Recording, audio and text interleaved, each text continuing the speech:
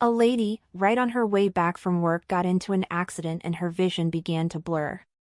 The moment she shut her eyes, she had possessed the body of the villainess, now laying asleep in bed with a man she wonders if she's gotten paralyzed as a result of the accident. The next minute she jolts right up from her sleep, squeezing onto the blanket tightly. She glances around trying to figure out where she is. That's when she notices the knight's armor in the corner, clothes scattered on the floor, and a voice that sends her straight into panic. "Are you awake, Lady Arpine?" She was familiar with that name. In fact, it was Lady Elena Arpine, a character in the novel she was reading before the accident took place. She was also a villain soon to die. Realizing the person speaking must be the Paladin, Laurent Delta, she springs up immediately to take a better look at him. Still in shock, she calls out his name, "Sir Laurent?" To her surprise, he casually mentions with a soft expression that the sun has risen. In the novel, Sir Laurent is a paladin, a holy knight who swears his loyalty to God and a female saint, and if a paladin were to lose his virginity to a woman, he would be stripped off his title as the holy knight. That woman is her. She glances at him and her eyes daringly wander. The next minute a loud cry escapes her as the shock of seeing him without any clothes on seeps in. He shushes her, hinting that people might catch on, and as he puts on his clothes he asks to help her get dressed. The next minute her head snapped to the side, mouth agape in shock as the heat flooded her cheek. She refuses his offer, and in the heat of the moment, her grip on the blanket loosens, slipping from her grasp, dropping below her belly button. Flustered, he quickly turns his head aside, while she scrambles to snatch the blanket back into her hands. Once she steadies herself, he speaks in a calm tone, telling her she couldn't possibly manage tying all the ribbons on her own. Noticing the difficulty of the dress, she reluctantly agrees. A short while later, as he carefully laces up the back of her gown, she finds herself unable to hold back the question that naturally slips, "Est-ce Laurent, are you okay?" His hand trembled along the fabric as he passed a reassuring answer, that he's all right. Fighting the unease in her chest, she calls out to him insisting they need to talk. Instinctively he begins to bring up the incident that happened the previous night, but before he can finish, she cuts him off insisting nothing happened the previous night. His once careful movement along her dress stops, and before he can even process it any further she continues. She admits she only pretended to seduce him in order to put him to the test. Repeating her words for clarification, he asks if she's telling him it was all an act, and she says yes. She asks him not to worry about it, insisting he remains by the saintess's side fulfilling his nightly duties, but before she can finish he pulls her to him. He doesn't speak, he simply lifts her head to meet his gaze as he bites down on his lower lip bitterly. Taking the initiative to speak, she apologizes for deceiving him, however she insists he didn't betray his god nor the saintess. He asked if she was simply refusing to take responsibility for having taken his virginity. Again, she insisted that nothing had happened between them as she pushed his hand away, but he didn't relent, questioning once more if she wishes to act as though nothing ever happened. She was being pretty firm with him, but on the inside she was crashing out as he didn't know she was really denying it all for his sake. She insists all they ever did was sleep, forcing him to speak up. He tells her that's what she wants to believe, but she knows it as well as he does that it's not true, so she must own up to what she's done. The next day, she rode in her carriage with a dull, throbbing pain pressing against her temples. Her maid, her voice laced with concern, quickly asked if she was all right, pulling her from her thoughts. She went on to inform her that regarding her night out, she had made sure her father remained unaware of what she had actually been up to, but faced with her mistress's silence, Yulia leaned forward again, repeating her question, asking if her head hurt. Startled, she pushed her back, but that simple gesture sent her maid straight into panic. She dropped to the floor of the moving carriage, immediately pleading for forgiveness. Her brows furrow in confusion as she orders her to get up. Once she's seated, she asks her what's wrong, and her maid, staring with a mix of fear and anxiety, simply asks if she isn't going to hit her. She stares down at her palm in dead silence as a crucial detail comes to her mind: Elena isn't a kind character. In the novel, she was cruel, and would lash out at her innocent servants to express her anger or annoyance. Slipping into that role, she let out a scoff, her tone sharp and mocking as she asked if she was truly expected to lower herself to the point of beating her with her own precious hands.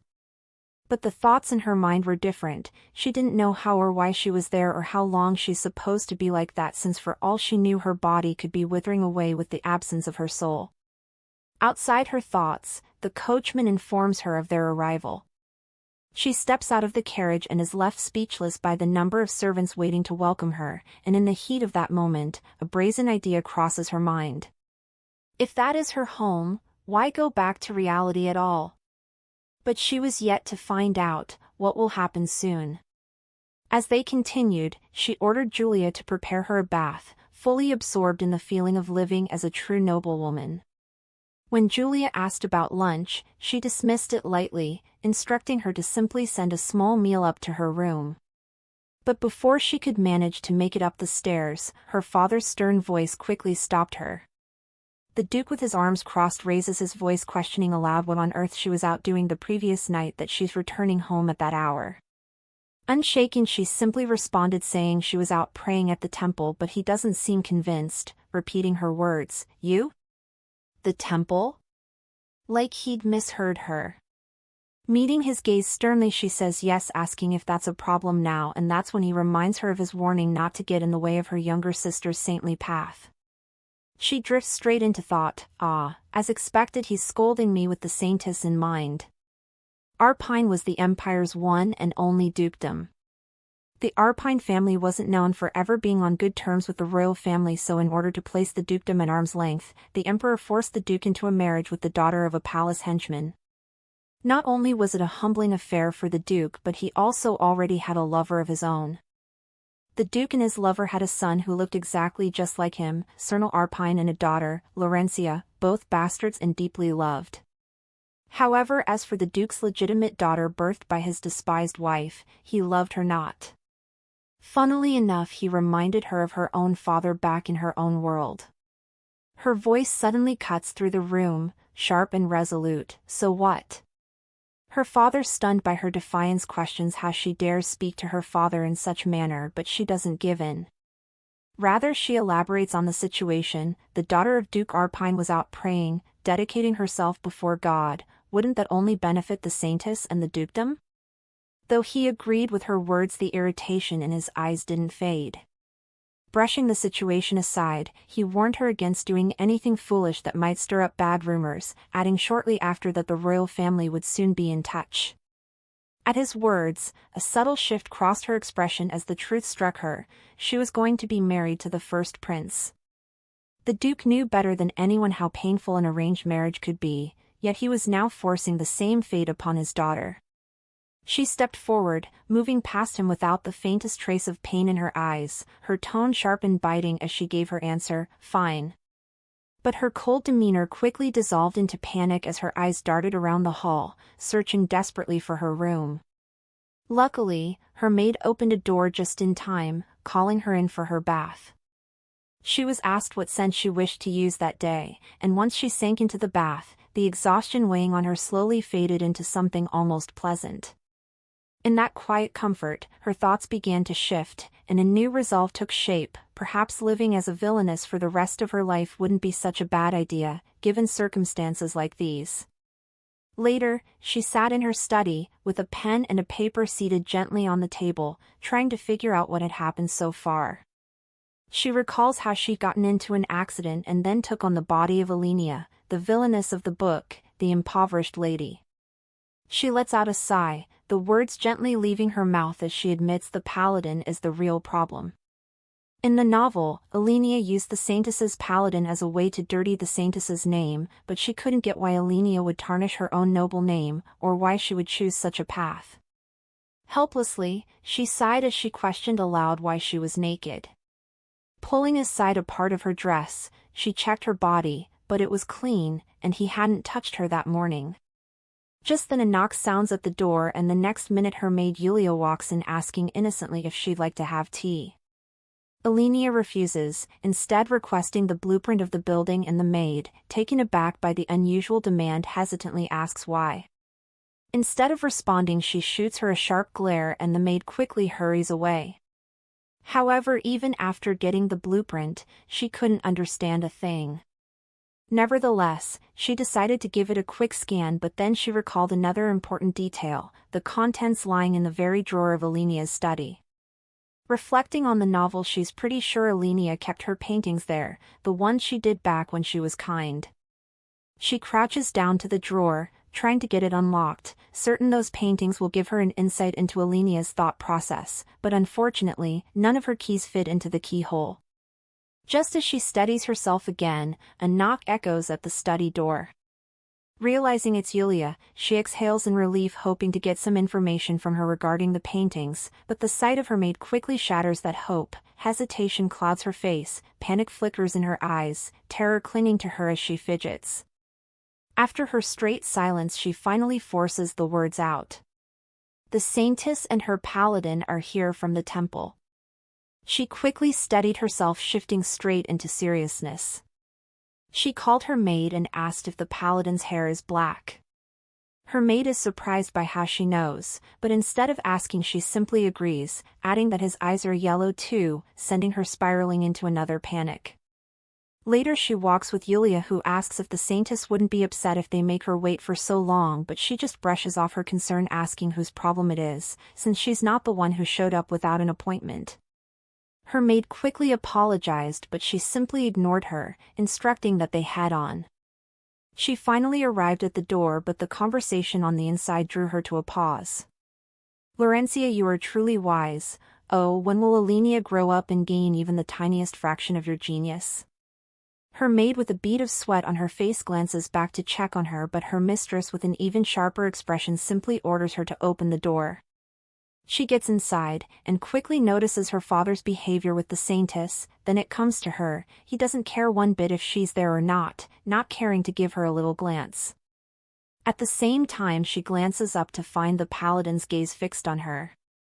Startled, she brings her head low, the atmosphere quickly getting tense, and as if that isn't enough, the memories from the night they spent together quickly resurfaces.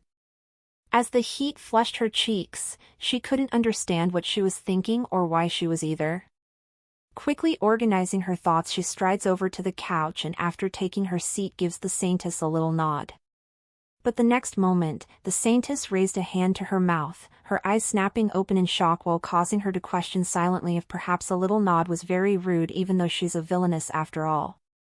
Soon the saintess's voice cuts through the air, pointing out that her soul has become much clearer. Although her response isn't very encouraging, the saintess pushing forward.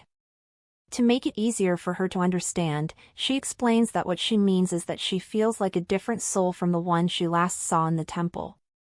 The saintess, however, is met only with cold dismissal. Crossing her arms, her tone dripping with mockery, she remarks that when she doesn't greet her, it's a problem, and when she does, she's ridiculed for it. At that moment, her father's voice cuts in. Trembling with anger, he demands how she dares to speak to Laurencia in such a manner. She meets his fury with equal force, questioning his own behavior. She reminds him that Laurencia is the daughter of God, higher than anyone, even the emperor himself, yet from the way he prattles on, one might think he sees her as his own daughter rather than a saintess, given how casually he treats her. Stunned by her rebuttal, he tries to lash out again, but a calm voice cuts in, agreeing with her.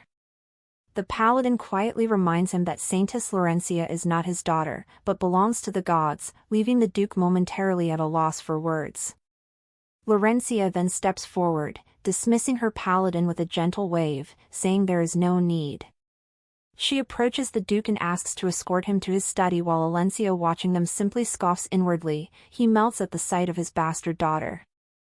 Before she realizes it, she's left alone in the reception room with the paladin, the silence heavy and uncomfortable. Moments later, the door creaks open and the saintess steps inside, apologizing for the delay. She assures her it's fine, but the saintess continues, thanking her with a sweet smile for always showing respect. Alencia, however, dismisses it coldly, retorting that one must simply abide by customs, before sharply asking why she's here. In response, the saintess extends a scroll toward her.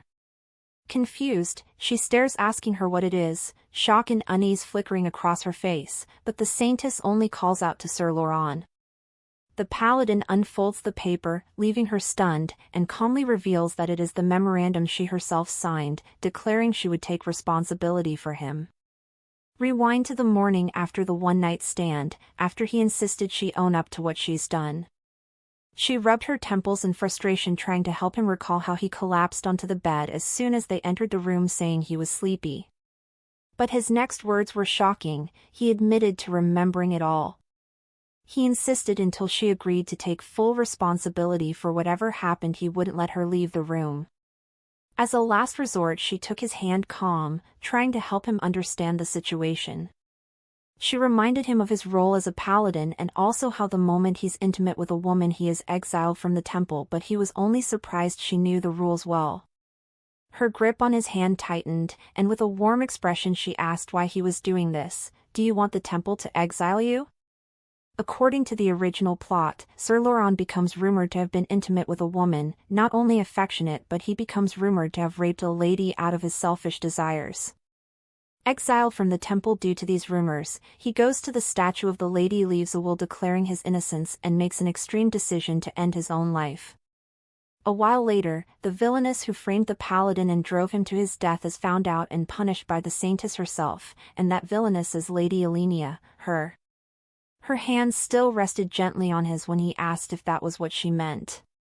She sighed and admitted it was, then told him to step aside, insisting she needed to disappear before people began to notice. Surely that was what he wanted as well. Yet, with quiet defiance, he refused. Confused, she asked why, and with steady resolve, pen and paper in hand, he told her she could not leave until she signed a memorandum. She asked what kind of memorandum it was, only for him to lean forward, as he declared that she had taken his first. His bright yellow eyes dimmed with sadness, voice carrying despair. He confessed that if she were to cast him aside now, after consuming him, he would have no reason to continue living. A jolt of panic shot through her as she wondered if he was trying to hasten the plot. Then, with no other choice, she agreed to writing it. Now in the present day she can't help but question if her little sister, the saintess, is aware of what had transpired that night. She asks if that means the paladin will receive punishment or be thrown out of the temple, knowing strongly in her mind that couldn't happen. To her surprise, the saintess tells her that Sir Laurent has admitted to her himself that he no longer has the right to serve in his role, adding that he told her what had happened between them. Stunned by his foolishness, she shoots him a glare, wondering if he's just so stupid or absolutely innocent. Back to the saintess, she attempts to clear up the misunderstanding, but before she can finish, the saintess quickly cuts in, insisting that it only means she should be the one to secure Sir Laurent's future beyond the temple. A wave of panic crashes over her as she wonders why it has to be her, but the saintess calmly points out that it is what is written in the memorandum. She had agreed to take responsibility for Sir Laurent. Regaining her composure, she explains to the saintess what she meant was that she would serve as a witness to ensure he isn't wrongly punished. Again, she insists she hadn't done anything wrong, so there's no reason for her to take responsibility. Scoffing inwardly at the thought of his body, she muses that if anything truly had happened, she wouldn't have been able to walk out so easily the next moment. The corner of her lips shift into a smirk as she tells her just be able to tell with her spiritual gifts that she's speaking the truth, but the saintess simply doesn't respond. Frustrated, Elena points out her sudden silence, pushing her to speak. She tells her she seems to not realize that whether or not anything happened isn't the issue, adding that it's either that or she doesn't realize the weight of what she's done. The saintess' voice rings throughout the room as she reveals rumors about her and that the temple's most loyal paladin has already spread throughout the temple. Elena finally yields, rubbing her temple in frustration as she curses in her head, realizing what is actually happening. In the original story, Elena contacts the guild and asks them to spread that rumor. She snaps back to reality just in time to catch the saintess's words, that regardless of what actually happened, Sir Laurent is already a fallen holy knight. Still adamant, Elena suggests she could use her gifts to reveal the truth, adding that confirmation will undo everything, but the saintess just counters her statement. Although the saintess agreed with the idea, she noted the fact that he was alone in a room with a woman has ruined him already. The saintess's expression shifts in an instant, a bright smile appearing on her face as she asks her to proceed with whatever she has written in the memorandum. Meanwhile, a thought clings to Elena. Even though she's adjusted the plot, death still remains at her doorstep. She takes in a deep breath before finally agreeing. She informs her she'll name Sir Laurent as her own personal knight, thinking in her head she wouldn't give Laurencia the chance to kill her. At a loss for words, the saintess simply remarks that she's changed. Startled, she asks how, but the saintess immediately rises, her expression hardening into hostility as she says it is a question only she can answer. With a sharp edge in her tone, she warns her to be careful, reminding her that people will begin to ask questions if she changes too quickly. Without giving room for doubt, she resolves to react as Elena would, and snaps, demanding how the saintess dares frame her. But the saintess only leaves her with a final warning that if Sir Laurent is put in harm's way, she, as the head of the temple, will personally punish whoever is responsible. Later, as the saintess walks with her paladin, she turns to him with concern, asking why he would do such a thing, but he simply thanks her for respecting his wishes. Still she pushes on, worry lingering in her eyes as she asks if he is truly certain, but he responds by questioning whether she does not agree that it would be best for him to leave the temple. In an instant, her worried demeanor fades, replaced by a sharp scoff and a smirk curling at her lips. Then with her arms crossed she simply retorts, "This wasn't in my plan." Momentarily thrown off by her words, he asks what she means, but she quickly masks it with a pleasant expression. Laughing gracefully, she waves off his concern and thanks him for stepping up. Then as she departs, she reminds him he must obtain evidence, noting that is the only way he will be able to return to the temple. In the new scene, Elena's maid calls to her in an unsteady voice, pointing out that she looks exhausted. Elena only glances at Sir Laurent riding ahead on his horse and lets out a scoff, though her maid sees things differently. With admiration, she praises the knight, calling him impressive and adding that she doesn't even know when he manages to eat, sleep, wash, or use the restroom. Elena, meanwhile, trembles in her seat from a suppressed outburst, thinking bitterly, that's exactly why she hadn't slept a wink last night. She recalls how he barged into her room declaring she was in danger, how he kept knocking on her door asking if she was struggling to sleep, or if she wanted warm milk, and how he continued to intrude for one useless reason after another. Sitting there now, she thinks she would rather have no knight guarding her at all if that is what it's going to be like. But she wouldn't forget to give him his flowers. After all, thanks to him, her dreams were. Once the realization dawns on her, she snaps out of the thought, immediately believing she's going mad. But just then her maid drops another shocker on her, freezing her in place. "But about him, I think he left the temple because he likes you." She doesn't dwell on her words too much, she simply waves it off, admitting now she understands why Elena kept on scolding her. Although she seems afraid of her, she still says everything she wants. Outwardly, Elena gives only a dismissive response, telling her it doesn't make sense, but her maid doesn't notice. Instead, that only ignores something in her, and she goes on to mention how he had spent the previous day in the hallway asking others about Elena's favorite colors, her taste in music and food, even her habits and manner of speech. In that moment, the saintess's words suddenly come to her mind, pushing her into an even deeper thought. "You've changed, Elena. Be careful, people will start asking questions if you change too quickly." She considers how in that world people with different souls were referred to witches who used evil black magic, and how the temple's job was to observe those who were thought of to be witches, and once the temple confirmed that, they will orify their souls by fire. Outside her thought, she asks her maid if what she's saying is really true, thinking Laurencia might have sent Sir Laurent there to keep an eye on her. Yulia, smiling brightly, assures her it's true, even backing her observation with a popular saying that when one is blinded by one-sided love, they wish to share everything. But by now, Elena has already lost interest in the topic. She turns her gaze to the window and informs Yulia that they'll need to make a stop. Moments later, she insists to Sir Laurent that she can step down on her own, but with his hand extended he cautions that she'll hurt herself. She shoots back sharply, scoffing that she doesn't have reeds for legs. His expression softens as he warns that it is a dangerous place, but she turns her head away, saying of course, she knows exactly where she's going and she's going to be going alone, asking him not to follow her, however sharply refuses, saying he can't do that.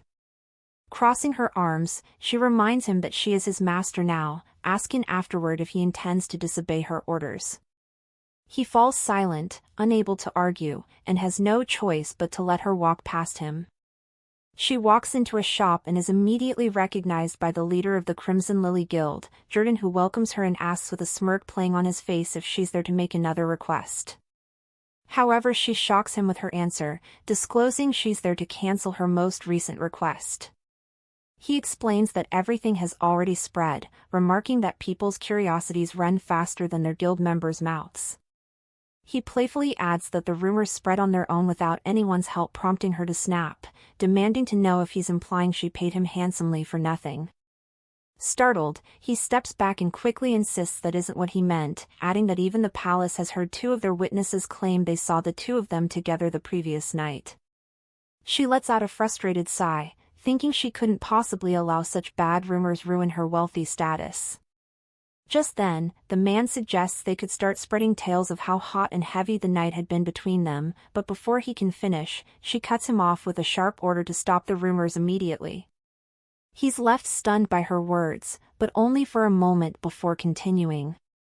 He explains that everyone's imagination is already running wild, insisting the only way forward is to confirm the event so the rumors can fully solidify, yet, with a cold, cutting edge to her voice, she responds, "Then let me put in a new request, make it so that the rumors were false." The man is startled once again by her demand and quickly reminds her of the situation. He explains that she was the one who wanted witnesses created, so he sent as many as possible to the knight's house. Now, many, far beyond just their guild members, had seen her enter the paladin's room. She leans forward as he instinctively leans back in fear, her tone firm as she orders him to twist the narrative, to make it seem that the reason she went into the paladin's room was simply to test his ability to serve as a true paladin. Still dazed by her sudden request, he mutters that such a thing is impossible, but she doesn't falter. Instead, she gives him another route, to spread it as fact that the paladin passed her test, because that is the truth. The man, resting his chin against his hand, lets a smirk curl at his lips before he speaks with mocking ease, saying there is indeed one very good way to ensure everyone believes it. She asks him what plan he has in mind, and with a sly smirk, he replies that scandalous rumors can only be covered up by even more scandalous ones, boldly declaring that nothing is impossible for the Crimson Lily Guild.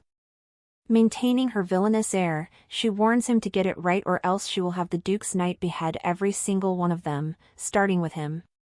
Yet something unsettled her, the way he continued to smile, unbothered even in the face of such a threat, making her wonder if he is truly someone she can trust. With a hesitant laugh, he questions whether she is truly confident in her plan, reminding her that the paladin has already been exiled from the palace. She counters firmly, declaring her intent to restore him to his rightful place and shape his public image into that of the most faithful paladin, a man unshaken by any temptation. Clenching her fist, she resolves that once she rebuilds him into an exemplar of loyalty, Laurentia will be forced to take him back, and when that happens, she will finally be free to live out the rest of her days enjoying wealth.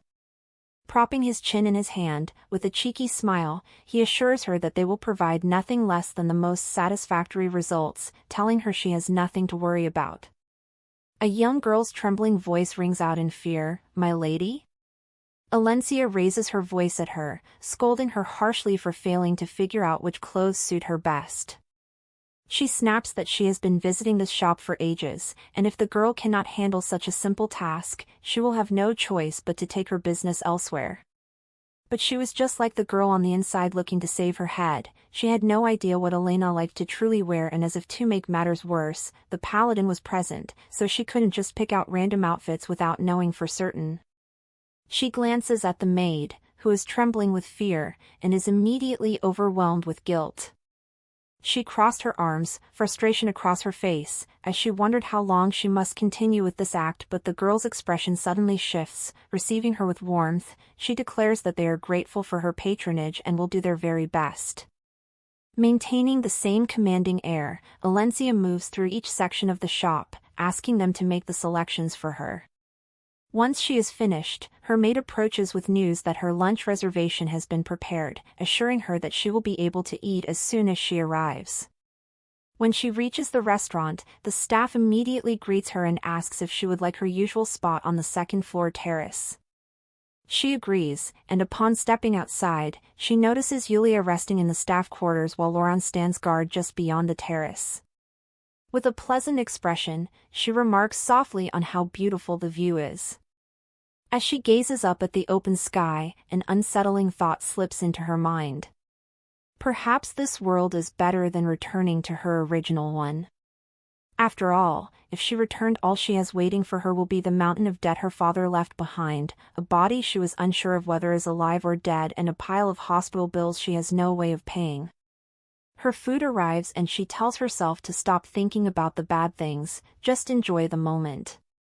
But just as she raises her fork, a bird swoops in and snatches her food before it touches her lips, sending her into a panic. Her scream pierces the terrace, and in an instant Laurent rushes to her side, pulling her tightly into his arms. With his warm breath brushing against her ear, he whispers softly, asking if she is all right. Before she can even catch her breath, another voice interrupts. A young man with brown hair steps inside, calling out to ask if she is there. To her surprise, it was actually the second prince, Castian, and it is Castian, and the male protagonist of the original novel. He begins to mention that he heard about what happened between her and the Paladin, but the sight before him leaves him stunned. Whispers ripple through the room and Castian quickly turns, apologizing for disturbing them, politely urging them to enjoy their date. But he wasn't swift enough. The people had already confirmed the rumors. I guess the rumors were true. Flustered, she pushes Laurent away, but he simply steadies her and gently warns her to be careful not to fall. She storms off with anger written across her face, while he follows with quiet amusement, chuckling that he cannot believe she managed to summon a crow. With a teasing smile, he adds that it seems she has a special ability to connect deeply with animals. She whirls around, snapping at him in frustration, demanding to know what nonsense he is spouting, demanding to know if he was insinuating that she possessed some bizarre ability, insisting firmly that she is just a regular daughter of a duke. Yet Laurent's expression remains pleasant, as if he is enjoying every bit of her tantrum, and with calm certainty, he tells her she is not regular. Stepping forward, he informs her he'll go speak to the staff in the kitchen to organize another plate for her. But as he pushes the door open, Castian suddenly turns back asking if he may speak with Alencia. It wouldn't ruin your date, right? At once Laurent's expression darkens, and their eyes lock. Both men are silently clashing. Castian strides past him, greeting her with a gentle wave and with a faint smile. He remarks that she seems to have landed herself in an even bigger scrape than usual. Frozen in place from shock, only a single word could leave her mouth: what? In the original novel, Castian was supposed to despise Alencia. She knew for certain she was mistaken about the plot, yet now he was there to speak to her, the villainess. In the original novel story, Castian is. After getting herself dolled up and upon noticing Castian's arrival, she greeted him with a warm smile, but instead she was met with cold dismissal. He reminded her how he warned her not to call him by his name again in public. He told her if they have nothing to discuss he'll take his leave, since he had to go see the saintess. Her expression shifted to seriousness and she reported her father's intention to proceed with her marriage to the first prince, urging him to choose wisely if he wished to avoid having the Arpine family join forces with his older brother. Although she appeared quite commanding on the outside, inside her, she was silently praying for him to choose her. What she wanted wasn't power, she just wanted him, Castian. The longer he took the response, she waited, a painful smile etched onto her lips, but she got an apology instead. Followed by an excuse that he needed to go see Laurencia at that moment. He strode past her while she stood heartbroken, only managing to mumble, "Why?" She clenched her trembling fist, the thought of him leaving her for the saintess fueling the anger in her. She couldn't stop the questions her heart had long sought an answer to. Were they really together? But she wanted Castian to love her too. That is how the story is supposed to go, yet for some reason he was standing right in front of her, being nice to her. He was supposed to scorn her, he's supposed to love the saintess, and she just seduced her most loyal paladin from her. He reveals he'd heard everything from her maid and showers her with praises, remarking that he wouldn't have been able to do what she did, but she just stood in more confusion. Clearing the air, he explains that she has no idea how many times he's tried luring Sir Loran away from the palace, adding that he's offered so many packages but she was able to succeed in pulling him to the outside world. Which made her even more clueless. Watching him like that, she couldn't help the thought, wasn't Castian supposed to be wiser? As if something had suddenly occurred to him, Castian turns to her and admits that he had assumed earlier she and the knight were merely pretending to be lovers. He explains that he naturally thought she had staged the act simply to drive Loran out of the temple. When she doesn't respond, he exhales softly, remarking that it's a relief. Curious, she asks him what is relieving about that, and he explains that if the two of them were truly together, it would make it difficult for him to take Loran away from her. Her lips curve into a bright smile, and with a teasing edge, she tells him that if he wants Loran that badly, he can have him. Startled, he asks if she really means it, and she assures him she does, saying she'd do anything for him. But instead of smiling back, his words cut through the air, halting her amusement. "Laurencia was right about you. You've changed." She stiffens at those words, her body flinching before she can stop herself. As he turns away, she quickly calls after him, demanding to know what he means. He pauses, then turns back to her as he tells her that she doesn't feel so sharp anymore, rather she's grown softer, almost as if she switched souls overnight. Frustration sparks across her face while she keeps her arms crossed tightly, trying to understand why everyone keeps doubting her when she hasn't even done anything. But before she can conclude on anything, Castian's next words strike deeper, quiet yet undeniable. "Do you not remember? You used to hate any man touching you." Meeting his gaze with a cold, detached tone, she simply replies that if that's what he believes, then he must not know her very well. Without another glance, she announces that she'll be taking her leave and strides past him. But before she can get too far, his voice calls her back, offering one final warning. He urges her to be wary of Paladin, the first prince who is also his stepbrother. He continues, revealing with a sigh that rumors about her supposed one-night affair with the paladin are already circulating through the palace. At once, she jumps to clear the air, insisting that nothing of the sort ever happened, but he simply tells her he knows, adding that he's aware her engagement to Paladin was not her choice, but the result of an arrangement between her father and the first prince. He tells her he understands that's why she lashed out, but still he warns her that Paladin will not give up so easily. Lastly, he asks her to let him know if anything happens, assuring her he'll help her. She steps outside, and the paladin follows closely behind, his gaze soft and warm as he asks if she is finished already and how her meal was. But she just orders him to prepare to head back home. Almost at once, he extends his hand toward her, his bright yellow eyes fixed intently on her as he responds with a calm "all right." Noticing the awkward silence in the room, she scoffs inwardly, thinking to herself about how all those people who had been whispering about her while she was on the terrace seem unable to even meet her gaze now. Then, cutting through the awkward air, a calm voice reaches her, asking her not to pay them any mind, adding that they are not even worthy of her notice, let alone her attention. She doesn't respond, rather she simply observes him with a puzzled expression, wondering why he is behaving in such a way. She considers that aftermath, if he were to continue with that act, it will truly seem as though he left the palace for her, just as Yulia had suggested. Afterwards, she dismisses him coldly, saying she doesn't care what others think of her. A faint smile curls at the corner of her lips, and he apologizes the next minute, admitting he had forgotten that she has always been that way. Her chest tightens at his words, and she clenches her hand, as though gripping tightly to stop her own heart from betraying her. The next moment, she strides past him, her tone firm as she suggests they take their leave. But just as the words leave her lips, Yulia's desperate voice rings out in the distance, pleading to be spared.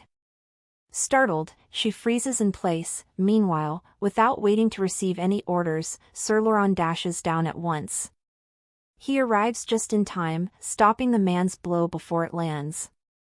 His grip tightens around the man's wrist as he gazes down at him with a stern, unyielding expression. The man immediately snaps, demanding to know who he is and how he dares to touch him.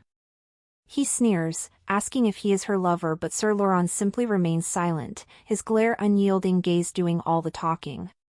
Taking advantage of the distraction, she slips over to Yulia, whispering urgently to ask what's happening. But before she can get an answer, the man turns toward her, pointing a finger accusingly. He demands to know if she is her master, loudly berating her for spilling food all over his expensive suit. She turns back to Yulia with an understanding, almost amused expression, questioning why she had been carrying the food around and lightly chiding her to be more careful. Her unexpected reaction immediately stirs rumors throughout the crowd present, they whisper, noticing the change in her demeanor. Some even speculating aloud that she must have been inhabited by another soul, remarking that she is completely different from before. Sir Laurent, in an attempt to stop the situation from escalating, calls out to her calmly, suggesting they take their leave, but he paused as he notices the shift in her expression. The next minute she snaps, raising her voice at him as she declares that she has never seen such cheap-looking clothes in her life and calls him out for faking all of it. The man shoots back, accusing her of arrogance. He assumes she must rely far too heavily on her husband's or father's status. A smile crosses her lips, and with defiance she admits to his assumption, with claiming she is indeed acting that way out of trust in her father's position, challenging him directly, asking what he intends to do about it. The man crosses his arms arrogantly, announcing with a sneer that she must have no idea who he is, warning her to be careful, unless her father is the emperor himself or perhaps a duke. But before he can finish, she lifts her chin proudly and asks with confidence if he has heard of the duke's daughter, the only one in the entire empire. The man freezes, stunned. His eyes widen as he exclaims in disbelief, asking if she is truly that scandalous girl. She nods without hesitation, inwardly thinking that Alencia is a little scandalous after all. But her calm falters when she realizes the people around them are whispering, pointing out how she had allowed him to call her scandalous without protest. Snapping quickly back into character, she raises her voice, demanding to know what he just said. She lifts her arm, ready to strike him, playing into that arrogant character, but a gently voice cuts through the air, bringing her to a freeze. He grabs her hand and then gently slides it into his, while she remains still. She turns to him immediately, looking partly confused as she calls out his name. His golden gaze meets hers, calm and unwavering, as he tells her she must not dirty her hands by touching such a lowly man. In one smooth motion, he moves ahead of her, steepoing in between them as he asks her to leave all of that to him. His voice remains steady as he continues, declaring that this is precisely why he is there. She can only stand motionless, her mouth slightly parted, eyes wide and glittering as she watches him protect her, his back forming a wall before her. Her fists clench tightly at her side, her heart racing uncontrollably while her maid watches everything from the corner. A wave of heat suddenly rushes to her cheek as she brings her head low, the words her maid said to her replaying in her mind at this moment. She shuts her eyes tightly, her chest tightening, unable to deny it any further, finally admitting to herself, maybe it is actually true, that he left the temple for her. Meanwhile, Laurent confronts the man head-on. His voice is firm as he pronounces that the man will now face punishment for his actions. He slides backward, announcing dramatically, as he tightens his fist, "This is for speaking so rudely to Lady Alencia." With a sharp movement, Laurent strikes him across the face, sending him sprawling to the ground. But he is not finished. Slowly, he unsheathes his sword, his voice lowering with dangerous calm. "And this is for sinning against the temple." The blade gleams as he raises it toward the man's throat, making him tremble in terror. But just before the strike can land, another commanding voice echoes from above, ordering for the man to be arrested. Castian, the second prince, appears at that very moment, and with a low whisper, he urges her that it is dangerous, gently sliding her aside to a safer spot. Once she is out of harm's reach, he lifts his gaze to the upper floor, his expression grave. That man, he reveals, is the leader of the human trafficking circle Saintess Laurencia has been hunting. Her heart skips a beat, the truth crashes into her all at once, bitter and undeniable. Even all of that right now, it wasn't for her, it was for the saintess. In a new scene, her maid approaches with an excited expression, presenting an invitation in her hands. With a loud voice full of admiration, she declares that her lady has been summoned to the afternoon tea at the palace. But Alencia only stares back blankly, her face frozen in shock. A deep sigh escapes her lips, frustration welling inside as she wonders how Yulia can be so consistently dense. She's being careful to stay cautious and not blow her cover, yet her maid remains consistently oblivious.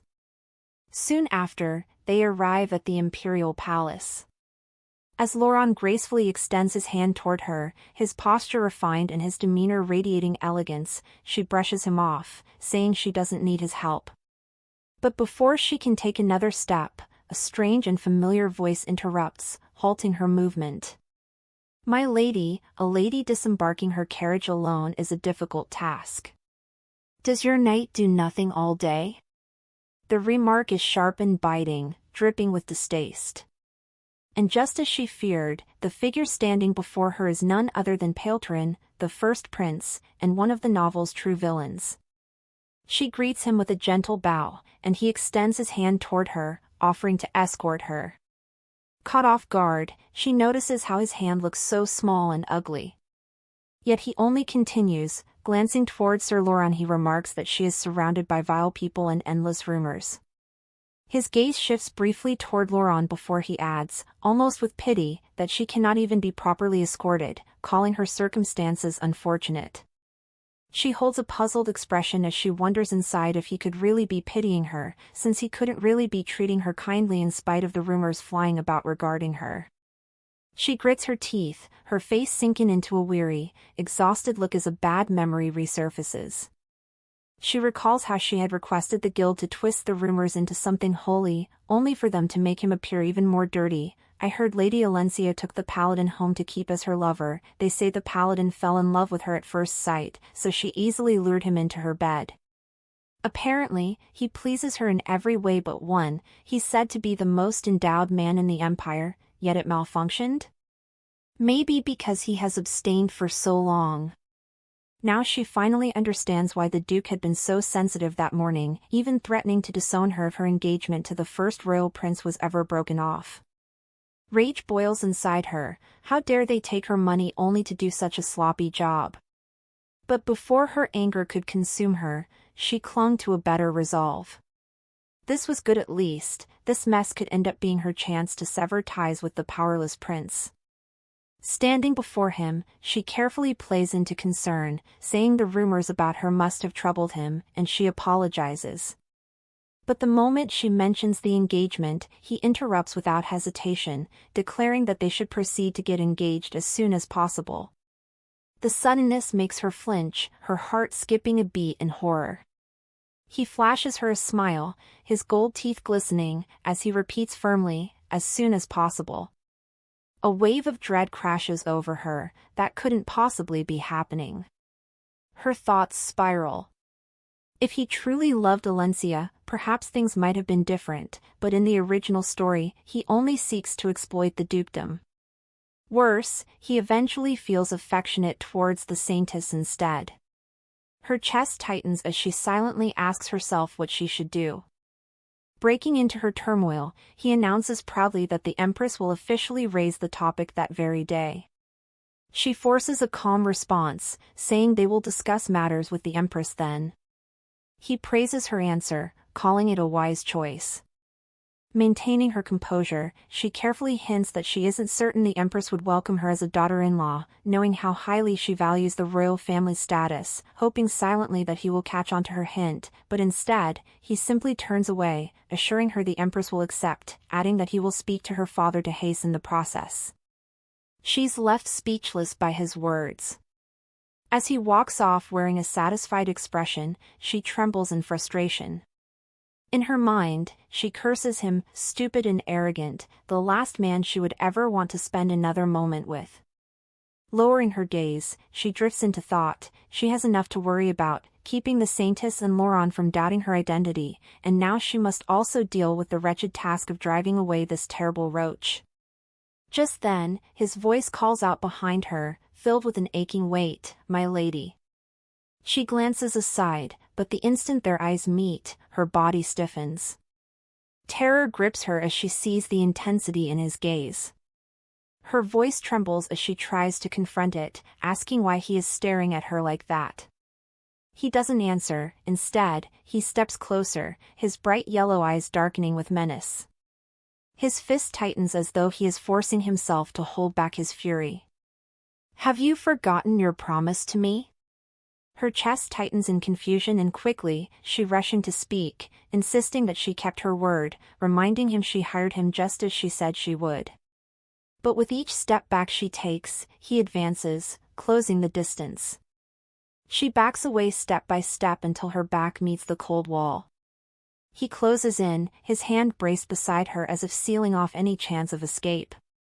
Her body trembles, her voice unsteady as she whispers that people might see them. But his calm, cutting words silence her fear. He reminds her that she once promised to take responsibility for being his first. His gaze darkens as he leans closer, questioning how she can even consider marrying another man. His voice lowers further, demanding to know if she intended to cast him aside and abandon him after sharing all of her secrets with him. Her eyes snap open the moment he mentions secrets. Folding her arms, she lifts her chin in defiance, repeating the word as if daring him to explain. But he only leans in closer, his voice low and taunting as he lists them one by one with a whisper: pay cuts, false accusations, dismissals, loans. The air leaves her chest in a sharp gasp, and before he can continue, she presses her hand over his mouth, demanding to know how and why he knows all of that. He only answers her shock with a slow, spreading grin. Later, whispers ripple through the palace hall. A cluster of ladies lean toward one another, murmuring with poorly concealed excitement rumors of the Paladin and Lady Elena. Her sharp glare cuts through their gossip, leaving them pale and shrinking back in fear. At that very moment, the Paladin himself approaches, his expression calm, gently urging her not to mind such things and assuring her they do not bother him. When she turns that same glare on him, his brows knit with quiet concern, asking what troubles her. But she gives him no answer, only telling him coldly to remember his promise. His lips curve into a bright smile, his voice steady as he vows that the duty of a knight is to lay down his life to fulfill his promises to his lady. Yet she only narrows her eyes further, realizing he's threatening her with her weakness. The arrival of the Empress and the Saintess is announced and all attention shifts as the two step into the hall. She exchanges her greetings with the Empress, but the Empress's warm mask falters.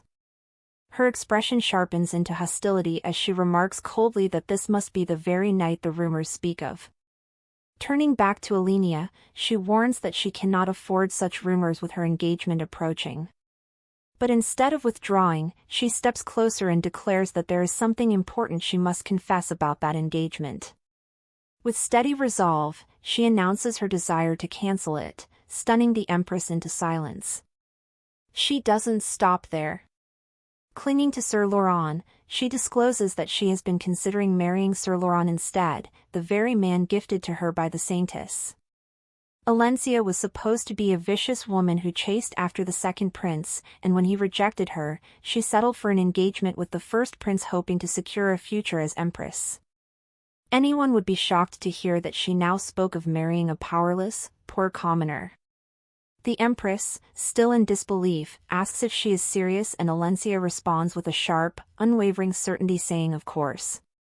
Leaning close, she continues with a whisper, "Wouldn't it benefit you for me to not enter into a marriage relationship with the first prince?"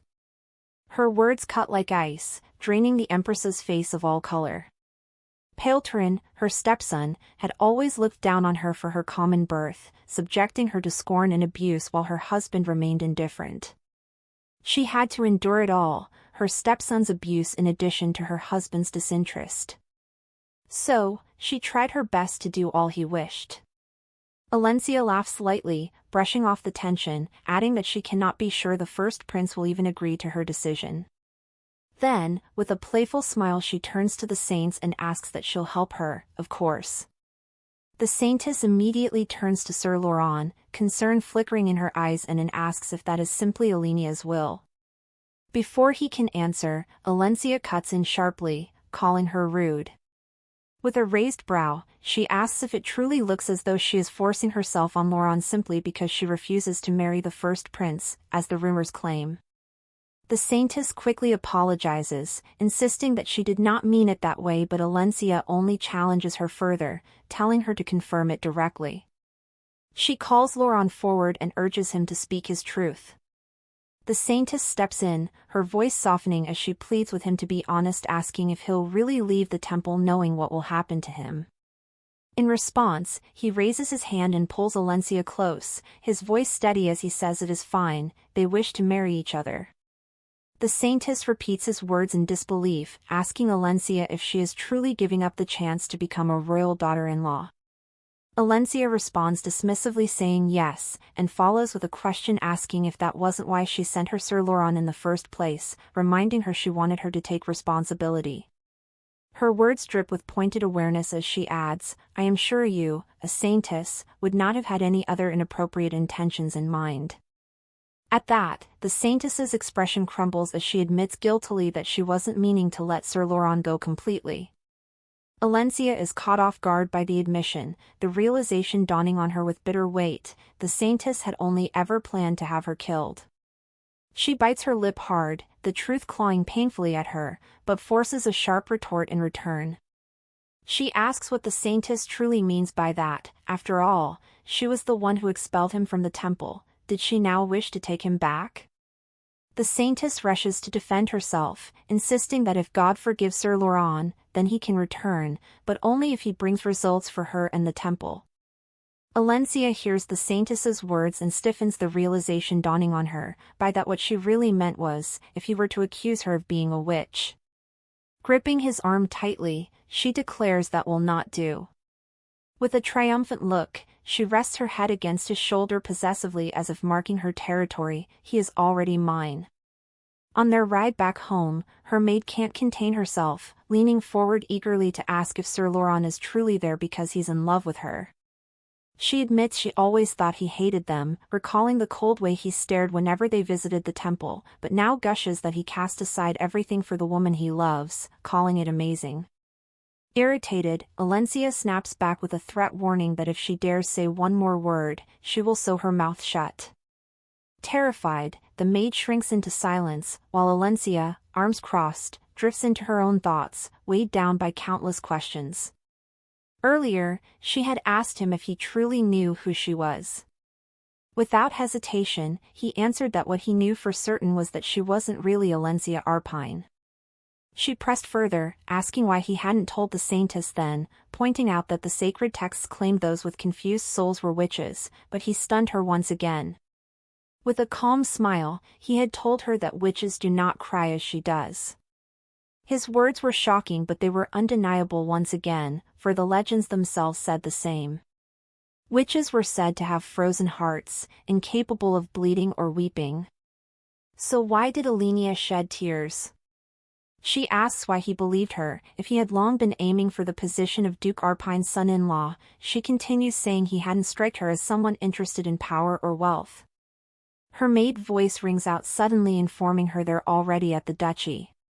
Sir Laurent opens the carriage door, addressing her as my lady while extending his hand. Avoiding his gaze, her cheeks warmed as she told him he need not call her that, but he only smiled in return. The butler greeted her at the entrance. When she asked for her father, he explained that the royal first prince had summoned him and he was already on his way to the palace. Alencia flinched at the name. Almost immediately, she spun toward her maid and ordered her to follow at once. Rushing into her chambers, she tore through her belongings, pulling out box after box until she shoved one into her maid's hands, ordering her to start packing immediately. Turning to another, she searched frantically, muttering to herself that it had to be there. Then, all at once, she froze. Her hands stilled as she found what she was searching for, the drawings. She held them in her hands, certain those pieces of parchment will guarantee her comfortable future. Just then her maid rushes to inform her she's done packing. She passes the drawings to her, asking her to hold on to them with a specific order to not put them in the carriage. Just then she notices something again. Sadogeeth blue box sitting carefully in the drawer. She grabs it thinking, just in case. She hurried down the stairs, but before she reached anywhere, she froze at the sound of her father's voice booming through the hall. "Elena! How dare you!" He stormed into view, whip in hand, his expression dark with fury. Trembling, she pressed herself against the wall as he demanded how she could dare say such things to the Empress. Before she could even respond, the Paladin entered the room. Her father turned sharply on him, demanding his identity. Sir Laurent stepped forward with deliberate grace, kneeling with one knee bent, one hand extended.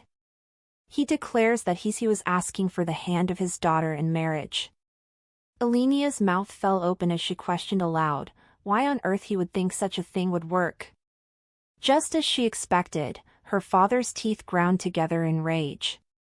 A knight of common birth, daring to aspire to the position of son-in-law? He sneered, asking if the boy thought kneeling would make him allow. In a calm voice Sir Laurent responds, simply saying no. Her father, still furious, pressed further, asking what he thought. Then, and with a faint smile, Sir Laurent reveals, he needed to do something drastic, otherwise the Duke might end up hurting Elena.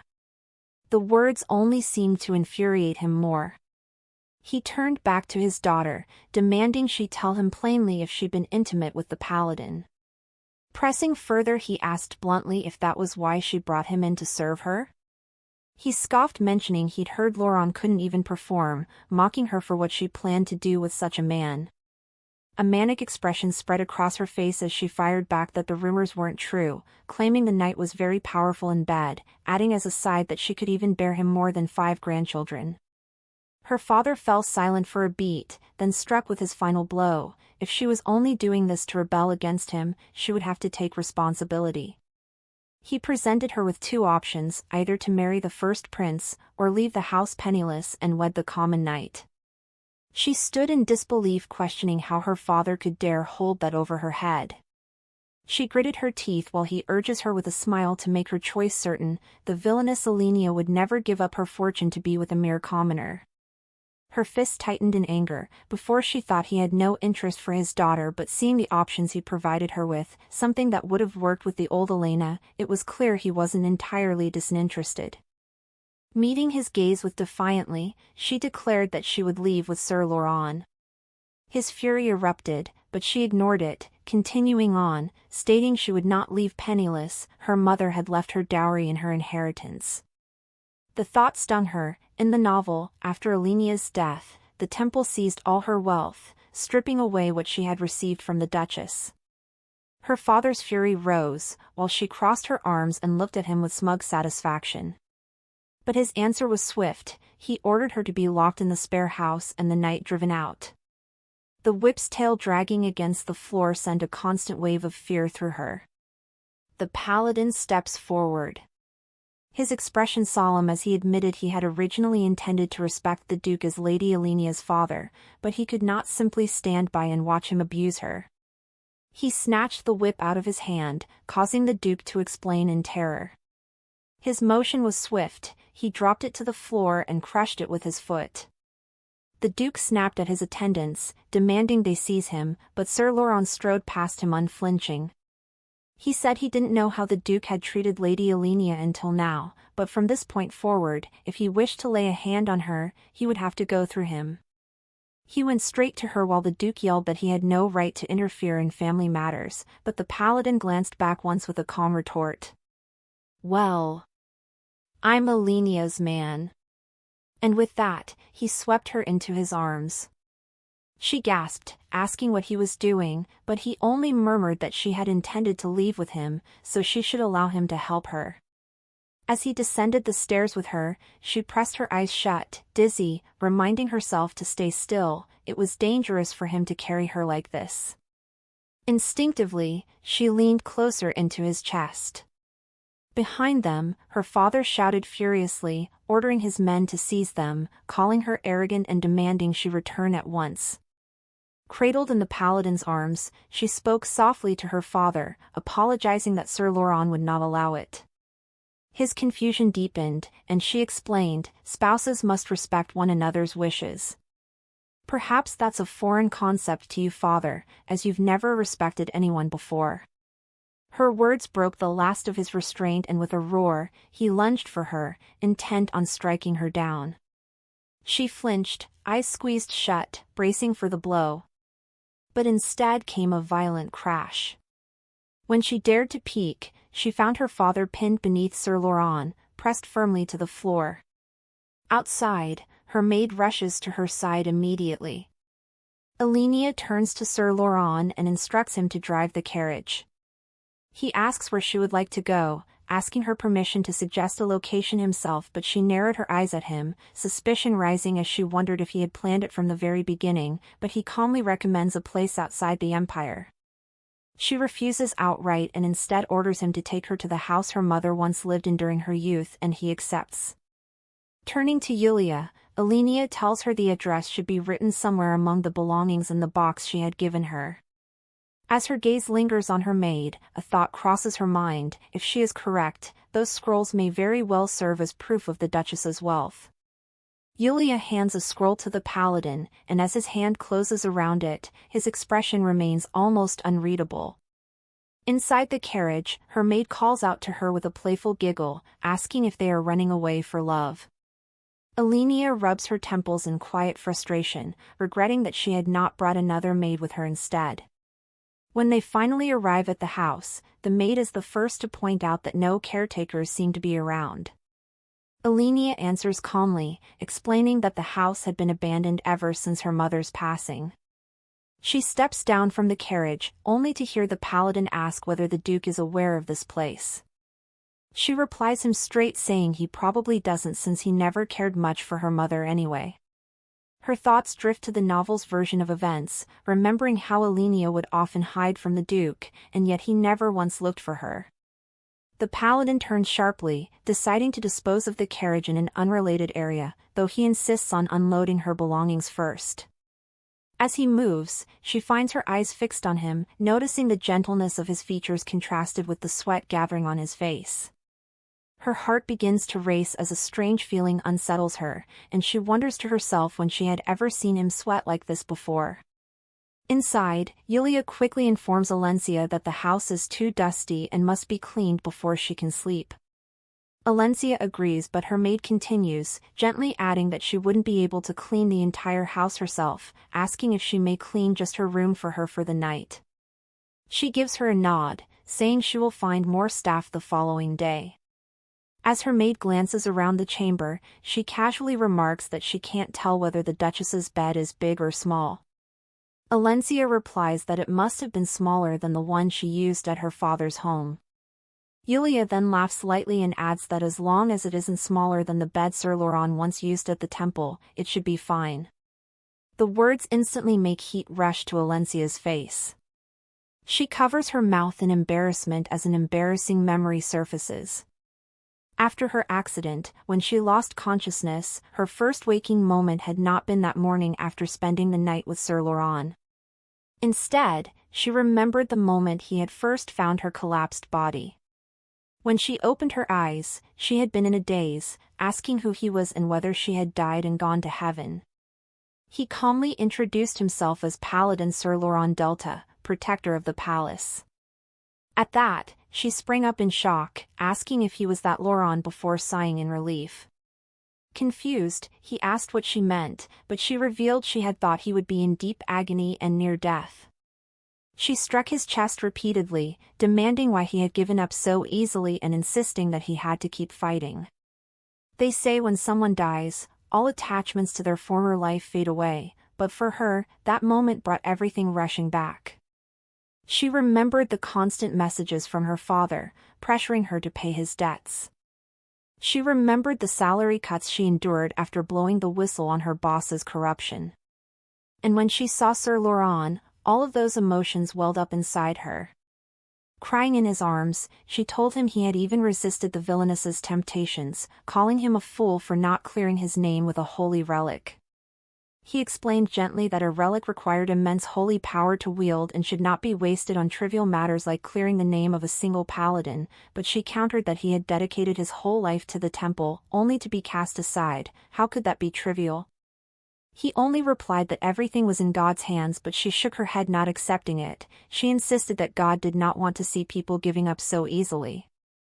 Leaning closer, she urged him to treat himself with care and respect from that moment onward, never again thinking of ending his life. Puzzled, he asked how she could possibly know such things, and she confessed, revealing she had read the novel he was in. He didn't understand, so she explained further, although she didn't understand how she was in heaven, face to face with a character she had only ever known from a book. With tears treating down his face, he asked with a plea if she could tell him about the novel and also about herself, saying he also wants to know who she is. At first, she had only thought of him as pitiful. But Sir Laurent revealed himself to be kind, open, and warm to her, even though they had only just met. And so, she agreed to tell him everything about the world she came from. In the next scene, the guild leader rose angrily, demanding to know who dared to pound at his door. But the moment he caught sight of the figure standing before him, his words died in his throat, replaced by a sharp gasp. He froze, then fell silent at once. The man stiffened when he saw who stood before him. Forcing a careful smile, he asked what business the paladin had at his door, but Sir Laurent strode forward without pause. In a blink, his blade pressed cold against the guild leader's neck. The man swallowed hard, stammering a question about what was going on. Sir Laurent's voice remained calm as he reminded him he'd warned him previous. If this was how he intended to run things, then he'd best quit the guild altogether. The man hurriedly cut in, insisting everything was going exactly as he had planned. But Laurent's gaze stayed fixed, unreadable. He brought up how he had escaped the temple, how he was now the Duke's son-in-law, asking if that wasn't what the Paladin had always wanted. He went further still, saying the rumors of him being a eunuch, Lady Elena would soon be able to vouch for him, but suddenly, Laurent seized him by the collar.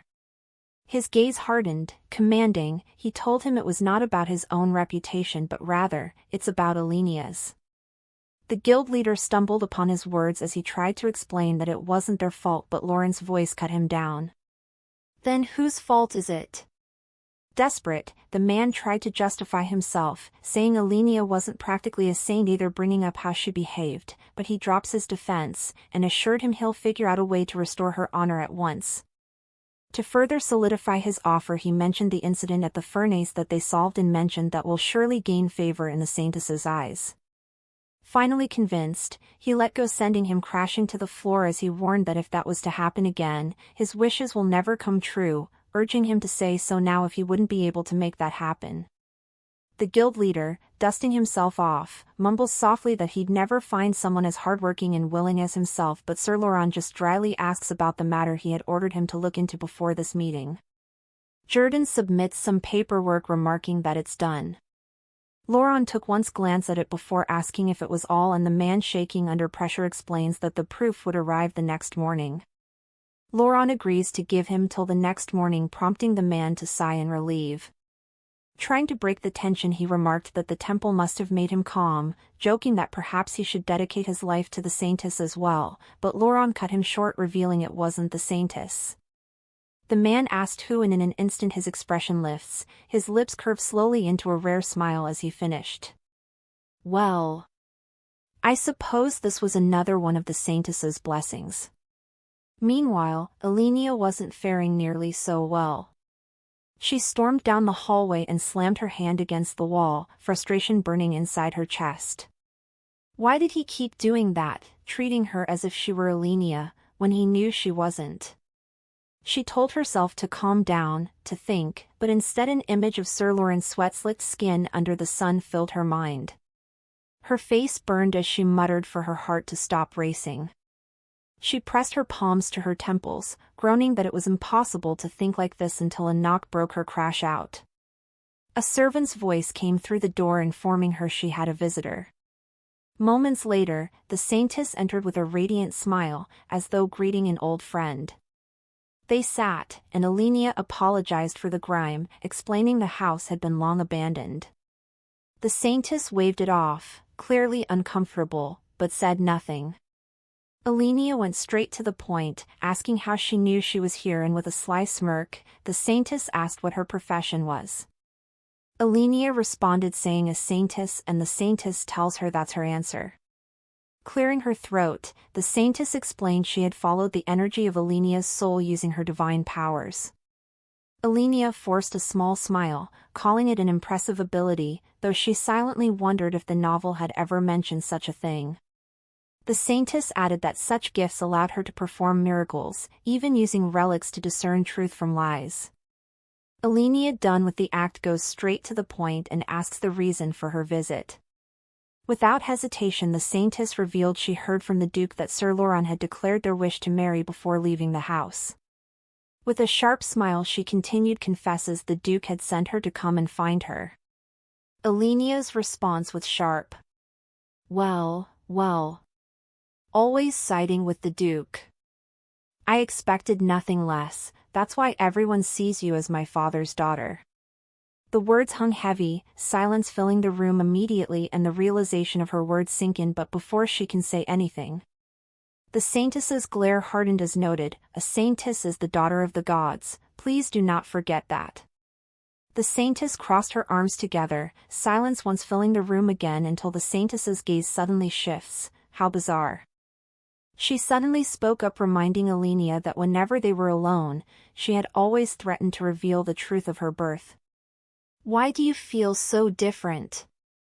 It's just as if your soul has been exchanged for another. Elena froze, fear prickling down her spine. She couldn't believe the saintess was still suspicious. Before she could think of a reply, the door opened and as Sir Lawrence enters he firmly states, "It's not that." He strode inside confidently while Elena, seizing this opportunity, springs up, pointing at him, her voice loud as she blurted, "It's because of him I'm different now." Love transforms. Love can even make one mistake horse shit for chocolate. The room falls silent with her unexpected confession. The Paladin followed, clearing his throat before explaining that he had been keeping a careful watch over Lady Elena at her request, and there has been nothing unusual so far to report. Her soul had not changed.